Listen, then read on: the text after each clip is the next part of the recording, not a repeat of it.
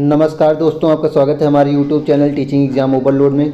आज के सेशन के अंतर्गत हमने जो सीरीज चलाई है, जिसके अंतर्गत हम सीटेट जनवरी 2023 में जो सारे पेपर हुए थे उस पेपर को सॉल्व करा रहे हैं। तो उस सीरीज़ के तहत हम आज आपको 28 जनवरी के मैथ के पेपर को सॉल्व कराएंगे। तो सेशन शुरू करने से पहले एक रिक्वेस्ट है कि हमारे चैनल को लाइक करें और सब्सक्राइब करें तथा बिना किसी देरी के चलिए शुरू करते हैं। इसमें पहला प्रश्न है कि दो सम संख्याओं और दो विषम संख्याओं का योगफल क्या होता है। तो दो सम संख्या और दो विषम संख्याओं का योगफल क्या होता है, चलिए देख लेते हैं। दो सम संख्याएं ले लेते हैं। 2 + 4 6 आया, 2 + 8 10 आया, हमेशा सम आ रहा है सम संख्याओं के योगफल। तथा अब दो विषम संख्या लेते हैं। 3 + 5 8 ही आ रहा है, 3 + 7 भी 10 आएगा। तो दो सम संख्याओं दो विषम संख्याओं का योगफल क्या होता है, हमेशा सम संख्या होती है। तो इसका ऑप्शन नंबर ए सही होगा। चलिए अगला प्रश्न देखते हैं।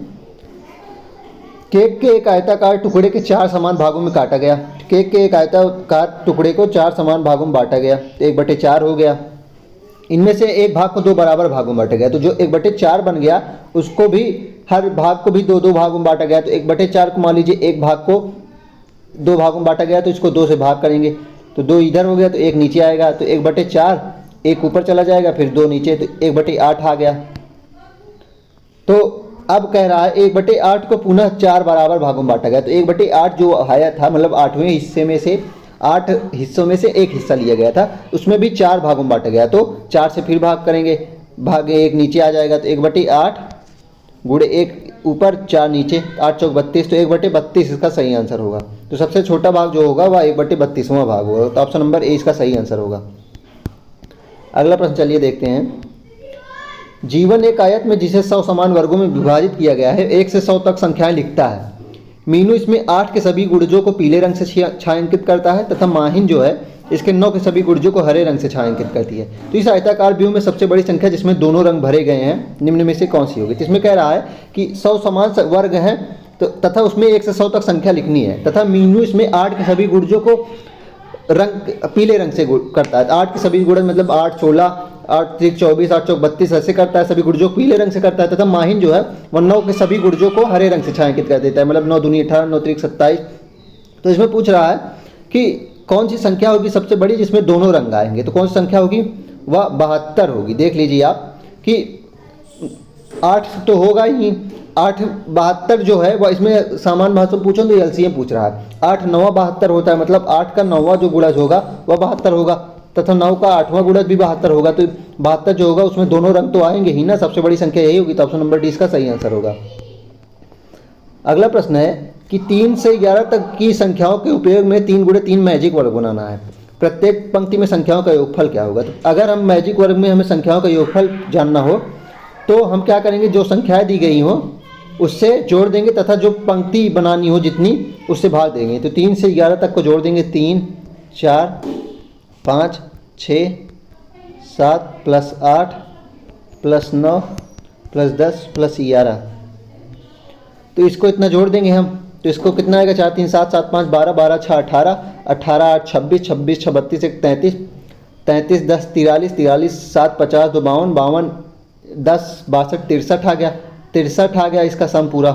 तथा 3 से हम भाग कर देंगे तो 21। तो इसमें क्या आ जाएगा, ऑप्शन नंबर बी इसका सही आंसर होगा, 21। चलिए इसको आपको दिखा देता हूँ उसमें कि जादुई स्थिरांक की गणना करने के लिए जादुई वर्गों में प्रयुक्त सभी 9 संख्याओं को जोड़कर और पंक्तियों की संख्या में विभाजित करने वाले प्राप्त संख्या की प्रत्येक पंक्ति की संख्याओं का योगफल होगा। इनमें बताया गया है कि जो संख्या दी गएंगी, 9 संख्याएं जो दी रहेंगी उसका योगफल करके 3 पंक्ति हैं तो 3 से भाग दे देंगे, तो वही जो आएगा वही योगफल होगा। अगला प्रश्न है कि यदि x और y दो संख्याएं इस प्रकार है कि इनका योगफल 110 है और इनका अंतर 100 है। चलिए देख लेते हैं। x + y बराबर क्या है, 110। x - y बराबर क्या है, 100। तो इसको अगर हम जोड़ेंगे तो 2x हो जाएगा और प्लस y - y कट जाएगा, बराबर कितना आ जाएगा, 210। x 2 से 2 काटेंगे तो 2 1 2 105, तो x बराबर 105 आ गया।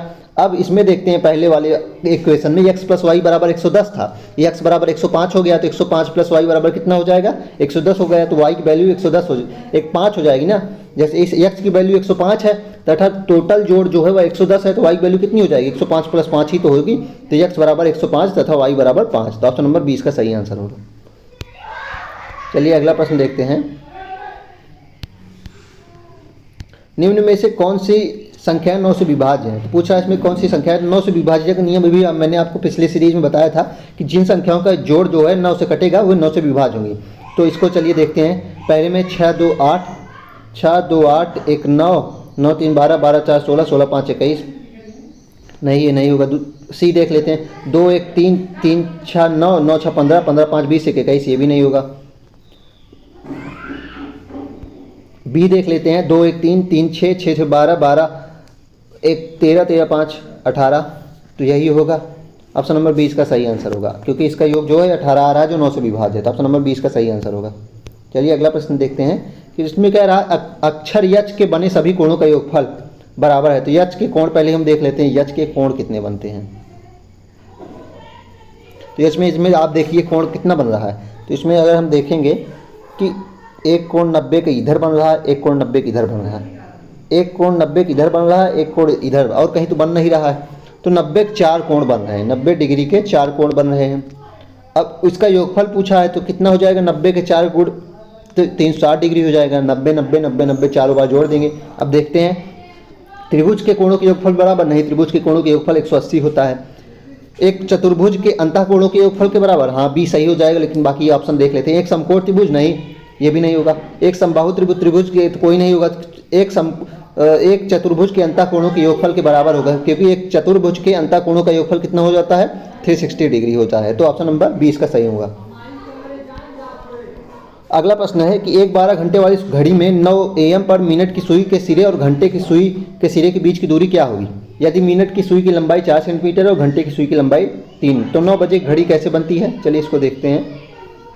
9 बजे जो घड़ी है वह ऐसे बनती है। इधर 9 बज रहा है और 12 पे सुई गई है मिनट की। तो मिनट की सुई की लंबाई कितनी है? 4 है। और घंटे की सुई की लंबाई कितनी है? 3 है। तो इससे पूछ रहा है, क्या पूछ रहा है इसमें कि सुई के सिरे के बीच की दूरियाँ, तो ये पूछ रहा है। तो इसमें पाइथागोरस थ्योरम हम लगा देंगे। पाइथागोरस थ्योरम कैसे होगा कि इसका जो स्क्वायर होगा इसके स्क्वायर और उसके स्क्वायर का, मतलब इसमें आप पढ़े होंगे, वैसे ट्रिपलेट अगर पढ़ेंगे तो इसमें आपको पता चल गया आपको 5 ही आएगा। लेकिन इसमें होता है कि इसका जो हाइपोटेन्यूज है उसका स्क्वायर बेस का स्क्वायर प्लस हाइट का स्क्वायर का होता है। तो यक्स का स्क्वायर बराबर 3 का स्क्वायर प्लस 4 का स्क्वायर। तो यक्स स्क्वायर बराबर 9 प्लस 16 बराबर 25। तो यक्स बराबर कितना आ जाएगा? 5 आ जाएगा। तो ऑप्शन नंबर इसका कौन सही हो जाएगा? ऑप्शन नंबर सी सही हो जाएगा, 5। अगला प्रश्न है, शिक्षक ने कक्षा 5 के विद्यार्थियों को 3 आकृतियां वृत्त, वर्ग और त्रिभुज दी। उन्होंने उनसे पूछा कि इनमें से कितनी आकृतियां आधे घूर्णन के बाद समान रहेंगी। तो वह अपने विद्यार्थियों को निम्न के बारे में अध्ययन कराना चाह रही है। घूर्णन सममिति की, जी हाँ, वह पूछ रही है कि आधे घूर्णक मतलब 180 डिग्री घुमाने पे कौन सी आकृतियां समान दिखेंगी। तो वह घूर्णन सममिति की बात तो कर रही है। तो ऑप्शन नंबर ए ही इसका सही आंसर हो जाएगा। सममित रेखा की बात नहीं कर रही है। सममित रेखा उसमें पूछा होता, कोणों की तुलना तो बात ही नहीं हो रही है, क्षेत्रफल की तुलना तो हो ही नहीं रही। इसमें ऑप्शन नंबर ए ही सही आंसर होगा। अगला प्रश्न है, विंसी का जन्म 8/8/2007 में हुआ था। 31/7/2022 में उसकी आयु क्या है? तो हम बड़े इसमें छोटा घटा देंगे, तो जो अभी वर्तमान से पुराना घटाएंगे। 31/7/2022 से 8/8/2007। अब इसमें अगर देखिए कि ये 7 जो है वो तो 8 से छोटा है, तो हम क्या करेंगे? एक साल में कितने महीने होते हैं? 12 महीने। तो यहाँ अगर हम 2021 इसको कर देंगे तो 11, अगर 12 महीने इसको जोड़ दिए, इसमें 7 में जोड़ दिए, तो वही बात हुई ना कि 31 तारीख और 12/7/19 महीना 2021 की बात वही हुई ना कि 19 महीने बराबर 1 साल हो गया। मतलब 12 महीना और 7 महीना, तो 12 महीना जोड़ के 1 साल हो जाएगा। 2021 + 22 हो जाएगा। तो इसको कैसे करेंगे? इसको हम कर देंगे 31 और 12/7/19, 31/19 2021 कर देंगे, तथा 8/8/2007। तो साल कितना आ जाएगा? ये 7 के 4, 14/7/21। और माह कितना आ जाएगा? 9 में से 8 गए 1, 11 माह। और दिन कितना आ जाएगा? 11 में से 8 गए 8 3 11 और 2 23 दिन। तो 14 वर्ष 11 माह 23 दिन। देखते हैं कौन सा ऑप्शन सही है। 14 वर्ष 11 माह 23 दिन। तो ऑप्शन नंबर सी इसका सही आंसर होगा। चलिए अगला प्रश्न देखते हैं।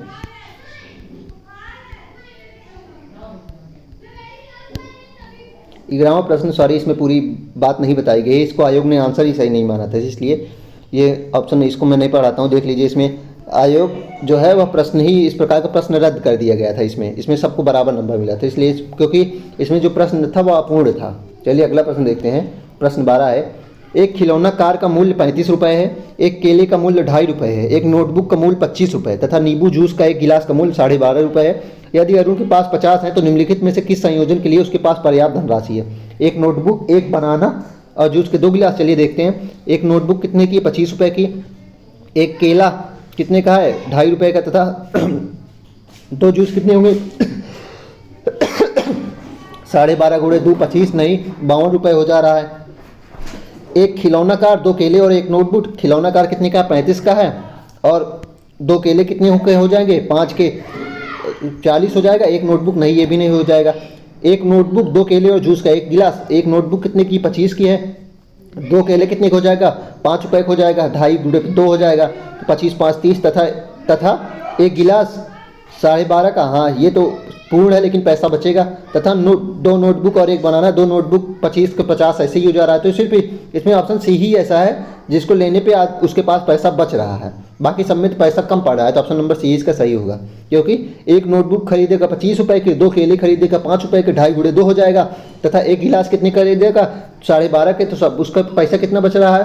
तो 25 5 30 30 12 42 42.5 रुपये तो हुआ उसका, और पैसा बच रहा है। तो ऑप्शन नंबर सी सही आंसर होगा।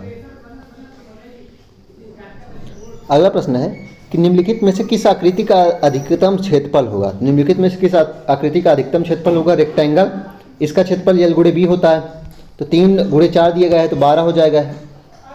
स्क्वायर का क्षेत्रफल पूछ रहा है, 9 हो जाएगा। 3 दिया गया है तो 12 9। सर्कल विथ रेडियस 2, रेडियस 2 दिया गया है इसका, तो पाई r स्क्वायर। पाई की वैल्यू क्या है? 3.14 आएगी तथा 4, तो लगभग ये 14 के बराबर आ रहा है। चलिए इसको देख लेते हैं। और भुजाएं 3 और 4, तो इसको देख लेते हैं। राइट एंगल ट्रायंगल का एरिया निकाल लेते हैं। हाफ गुणे बेस इंटू हाइट, तो इसमें 6 ही आया है। तो इसमें 12 आया था, इसमें 9 आया था, इसमें कितना आ रहा है? इसमें 6 आ रहा है, लेकिन इसमें लगभग 14 के बराबर आया था। तो ऑप्शन नंबर सी सही हो जाएगा। तो ऑप्शन नंबर सी इसका सही आंसर होगा। चलिए अगला प्रश्न देखते हैं। एक गणित टेस्ट में कक्षा 5 के विद्यार्थियों द्वारा प्राप्त किए गए अंक नीचे दर्शाए हुए हैं। ये अंक दर्शाए गए हैं गणित टेस्ट में कक्षा 5 के विद्यार्थी द्वारा।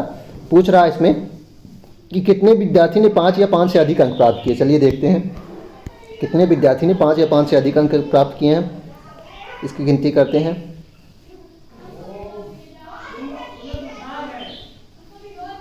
एक, 2, 3, 4, 5, 6, 7, 8, 9, 10, 11, 12, 13, 14, 15, 15 तो हो गए, और कोई तो है? हाँ 15, 16, 17। तो इसमें कितने विद्यार्थियों ने अंक प्राप्त किए हैं? 17 ने। तो ऑप्शन नंबर डी इसका सही आंसर हो जाएगा। 17 विद्यार्थी ऐसे थे जो 5 या 5 से अधिक अंक प्राप्त किए थे। लास्ट न्यूमेरिकल प्रश्न है, निम्नलिखित पैटर्न में अगली पंक्ति के दाएं और क्या संख्या होगी?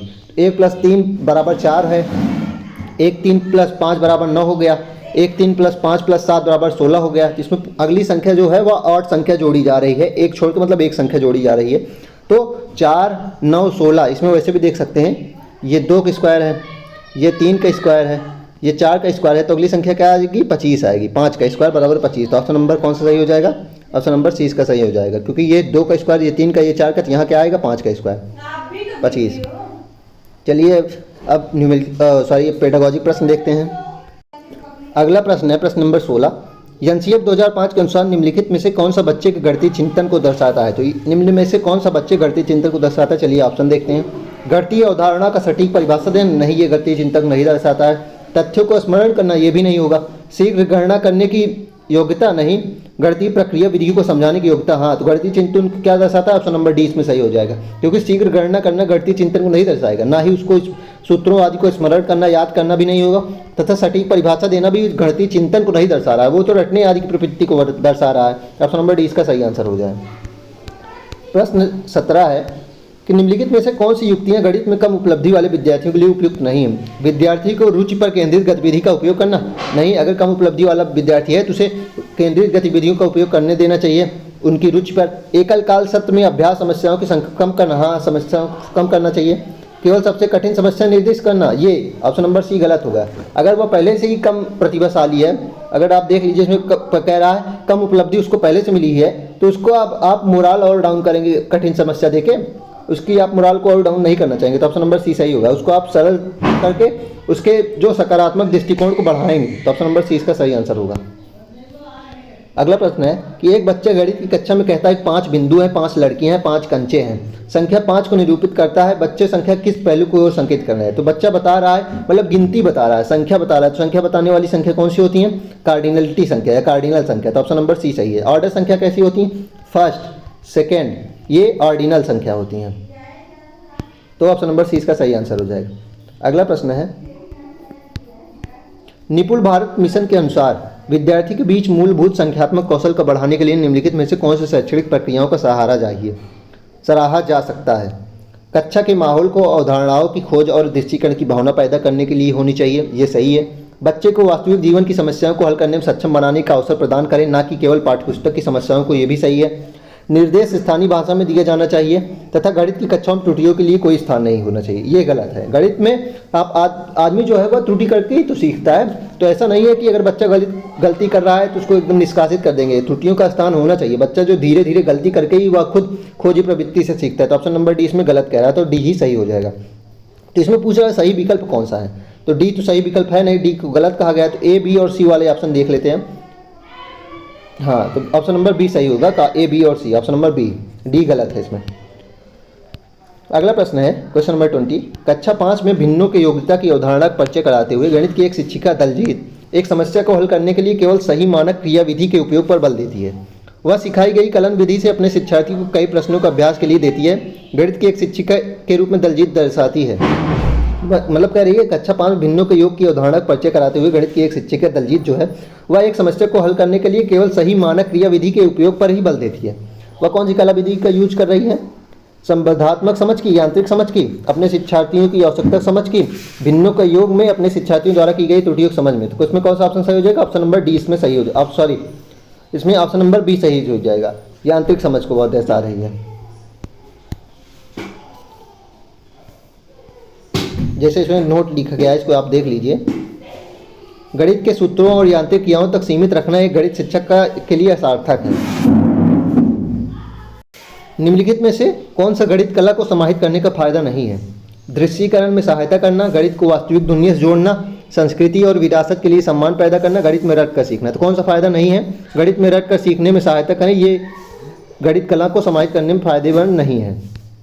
अगला प्रश्न देखते हैं। प्रश्न नंबर 22 है कि गुरदीप प्राथमिक गणित कक्षाओं में उपयोग हेतु गणित का एक किट विकसित करना चाहता है, उसे सम्मिलित करना चाहिए। दैनिक जीवन में प्रयुक्त सामग्री, उच्च परिष्कृत साधन, ओनली ICT बेस्ड मटेरियल तथा एक्सपेंसिव कंक्रीट मटेरियल। तो उसे दैनिक जीवन में प्रयुक्त सामग्री को प्रयोग करना चाहिए। तो ऑप्शन नंबर 1 सही हो जाएगा।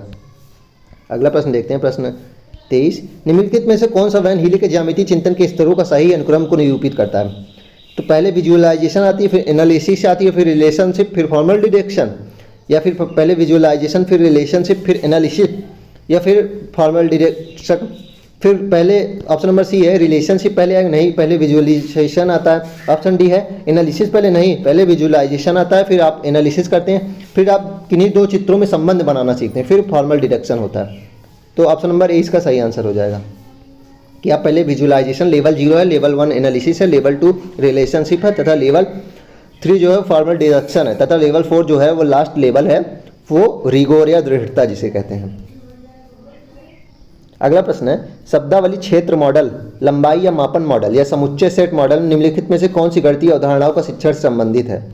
तो the terminology area models, length और measurement model and set models are associated with the teaching of which of the following mathematical concept? स्थानीय मान से संबंधित है, समतलों का क्षेत्रफल से संबंधित है, समुच्चय एवं आंकड़े को संबंधित है, या फ्रैक्शन से संबंधित है? वो किससे, तो यह किससे संबंधित है या भिन्नों संबंधित? ऑप्शन नंबर डी इसका सही हो जाएगा। ऑप्शन नंबर डी इसका सही आंसर हो जाएगा। जल्दी देख लेते हैं। शब्दावली जो क्षेत्र मॉडल, लंबाई या मापन मॉडल और समुच्चय मॉडल की गणितीय अवधारणाएं भिन्न शिक्षण संबंधित है तथा भिन्न जैसे कि एक आधा तीन चौथाई आधी, जैसे कि एक आधा तीन चौथाई आधी जो बताई जाती हैं वो भिन्नों संबंधित होती हैं। चलिए अगला प्रश्न देखते हैं। प्रश्न 25 है, एनसीएफ 2005 के अनुसार गणित की कक्षा में अर्थपूर्ण समस्याओं को प्रस्तुत करने का एक महत्वपूर्ण व्यवहार है। निम्नलिखित में से कौन सा कथन उपरोक्त कथन में सबसे कम रूप से संबंधित, मतलब सबसे निगेटिव कौन सा होगा, यही पूछा है। कक्षा में विद्यार्थियों के गणित के विचारों को और अधिक स्पष्ट बनाना, जब विद्यार्थी अपनी समस्या प्रस्तुत कर रहा हो तो उस समय उसकी चिंतन प्रक्रिया पर बल देना, विद्यार्थियों को ऐसी समस्याओं को प्रस्तुत करने का निर्देश देना जिसका एक अद्वितीय, सटीक और सही उत्तर हो, विद्यार्थियों को अपने विचारों को संगठित सुनियोजित करने का समस्या प्रदान करना। तो ऑप्शन सी इसमें सही आंसर हो जाएगा, यही सबसे कम उपयुक्त है कि विद्यार्थियों को सिर्फ ऐसी समस्याओं को प्रस्तुत करना जिसका एक सटीक उत्तर हो। नहीं हमें ओपन इंडेड वाले प्रश्न बताते हैं, हमें ओपन इंडेड वाले मतलब प्रश्न पूछने हैं तथा बताने हैं जिसके कई उत्तर हो सकते हैं, इससे गणितीय चिंतन का विकास होगा। तो ऑप्शन नंबर सी सही हो जाएगा, यही कम उपयुक्त है। प्रश्न 26 है, निम्न कथनों में से कौन सा गणित शिक्षा में समानता के सिद्धांत को सर्वाधिक उपयुक्त रूप से निरूपित करता है। विद्यार्थी में विविधता को महत्व देते हुए सभी को अधिगम को बढ़ावा देना, वर्तमान समय में प्रत्येक स्कूल के लिए गणित के अध्यापक में आईसीटी का उपयोग अति आवश्यक है, अभिकलन कौशल वाले केवल कुछ मेधावी छात्र ही गणितीय तर्कणा को विकसित कर पाते हैं, या कक्षा 12 तक गणित को एक अनिवार्य विषय के रूप में पढ़ाया जाना चाहिए। तो ये तो नहीं होगा कि अनिवार्य विषय में कक्षा 12 तक, क्योंकि आप देख ही हैं कक्षा 12 तक अनिवार्य नहीं होता है। ऑप्शन सी अभिकलन कौशल केवल कुछ मेधावी नहीं, वर्तमान समय प्रत्येक स्कूल के नहीं है, ऐसा भी नहीं है, अति आवश्यक तो नहीं। विद्यार्थी में विविधता को महत्व देते हुए सभी को अधिगम को बढ़ावा दें, यही सर्वाधिक उपयुक्त है। कि समानता सिद्धांत में क्या बता रहा है कि सभी को अधिगम को बढ़ावा दें, ये दोनों बात एक ही तो हो रही है। समानता सिद्धांत ये सभी को अधिगम को बढ़ावा देना चाहिए, सभी को पढ़ाने के लिए प्रेरित करना चाहिए। तो ऑप्शन नंबर ए तो सही बता रहा है, तो ये ऑप्शन सही हो जाएगा। अगला प्रश्न देखते हैं। प्रश्न 27 है कि जब कक्षा 2 के बच्चे को 38 लिखने के लिए कहा गया था उसने 308 लिखा है। गणित के प्राथमिक कक्षा के शिक्षक के रूप में आप इस बच्चे की त्रुटि को कैसे सुधारेंगे। अभ्यास के लिए समान उदाहरण प्रदान करके नहीं, स्थानीय मान की अवधारणा को सुधार करने के लिए हस्त कौशल सामग्री का उपयोग करके, बच्चे को अपने सहपाठियों से उत्तर नकल करने के लिखने के लिए कहकर नहीं, श्यामपट्ट पर 1 से 40 तक गिनती लिखकर सही उत्तर को बताकर नहीं। तो इसमें क्या हो जाएगा, स्थानीय मान की अवधारणा को सुधार करने के लिए हम हस्त कौशल सामग्री का उपयोग करेंगे, तब उसको समझाएंगे कि 308 या 38 में क्या फर्क होता है, दोनों संख्याएं अलग अलग हैं। तो हम ऑप्शन नंबर बी सही हो जाएगा कि हस्त कौशल सामग्री से स्थानीय मान की अवधारणा को सुदृढ़ करेंगे।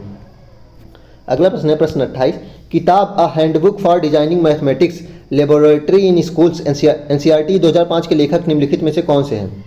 तो ये बुक है a handbook for designing mathematics laboratory in school, के लेखक कौन है, चलिए इसको देख। तो ये ऐसे प्रश्न हैं जो हर सीरीज में या हर सेट में 1-2 प्रश्न ऐसे बन ही जाते हैं, मतलब उनको मार्किंग, मतलब एक तरीके से अगर मैं आपको सीधे तरीके से बताऊं तो उनकी मार्किंग जो है 29 पे ही करनी रहती है, इसलिए 1-2 प्रश्न जो होते हैं ऐसे टफ बना देते हैं। तो इसका कोई तुक तो नहीं है, इसका कोई पढ़ा भी नहीं सकता, ना ही कोई पढ़ाता है, लेकिन इसका मैंने आंसर देखा था, तो इसका आंसर कौन सा हो जाएगा, ऑप्शन नंबर सी हो जाएगा, हुकुम सिंह, राम अवतार और वीपी सिंह। तो अब handbook for designing mathematics laboratory in school का लेखक जो है वह हुकुम सिंह, राम अवतार सिंह और वीपी सिंह है। तो ऑप्शन नंबर सी इसका सही हो जाएगा। 29वां प्रश्न है, निम्नलिखित में से कौन सा गणित में खुले सिर वाले प्रश्नों की विशेषता नहीं है, केवल माध्यमिक कक्षाओं के लिए उपयोगी है, प्रयास और त्रुटि से संबंधित है, एक से अधिक उत्तर होते हैं, समस्या समाधान कौशल को विकसित करता है। तो ऑप्शन नंबर डी तो सही होगा, समस्या समाधान कौशल को विकसित करता है, और एक से अधिक उत्तर भी होता है, प्रयास और त्रुटि होती है, केवल माध्यमिक कक्षाओं के लिए उपयोगी है। तो ये ऑप्शन नंबर ए गलत है, ये केवल माध्यमिक कक्षाओं के लिए उपयोगी नहीं है, यह हर प्रकार की कक्षाओं के लिए उपयोगी है। तो ऑप्शन नंबर ए इसका सही आंसर हो जाए। चलिए अंतिम प्रश्न देखते हैं। गणित के लिए ब्लूम टैक्सोनॉमी के बारे में निम्नलिखित में से कौन सा कथन सत्य नहीं है। प्रत्येक पक्ष बहुस्तरीय होता है, प्रत्येक पक्ष पदानुक्रमिक संरचना में व्यवस्थित होता है, प्रत्येक पक्ष जो है जटिलता के बढ़ते स्तरों के अनुसार सीखने को वर्गीकृत करता है, या किसी एक विशेष पक्ष के अगले स्तर को सीखने के लिए निचले स्तर को सीखना पूर्वापेक्षा है। तो कौन, तो इसमें ऑप्शन नंबर डी सही होगा, किसी एक विशेष पक्ष को अगले स्तर को सीखने के लिए निचले स्तर की सीखना पूर्वापेक्षा है। जैसे देख लेते हैं, गणित के ब्लूम टैक्सोनॉमी के बारे में किसी एक विशेष स्तर के अगले स्तर को सीखने के लिए निचले स्तर को सीखना पूर्वापेक्षा है, मतलब पहले हम निचले स्तर को सीख लेंगे तभी अगले स्तर को सीख पाएंगे। इसके अलावा प्रत्येक पक्ष बहुस्तरीय होता है, यह कथन सत्य है क्योंकि ब्लूम के सीखने के उद्देश्य 3 पक्षों में विभाजित है, ज्ञानात्मक पक्ष, भावनात्मक पक्ष, क्रियात्मक पक्ष। यह भी इंपॉर्टेंट है कि ब्लूम के सीखने के उद्देश्य में 3 पक्ष होते हैं, ज्ञानात्मक, भावात्मक और क्रियात्मक। चलिए आज के सेशन में इतना ही। हमने आज 28 जनवरी 2023 में जो पेपर हुआ था उसके मैथ के 30 क्वेश्चन सॉल्व किए। तो अब हम नेक्स्ट सेशन में किसी नए टॉपिक के साथ मिलेंगे, तब तक हमारे चैनल को लाइक करें, सब्सक्राइब करें और बेल आइकन को प्रेस करें। तथा एक और इम्पॉर्टेंट बात है कि हमारे टेलीग्राम चैनल को भी जो डिस्क्रिप्शन में दिया गया है उसको ज्वाइन कर लें, वहीं आपको PDF मिलेगी। तो धन्यवाद।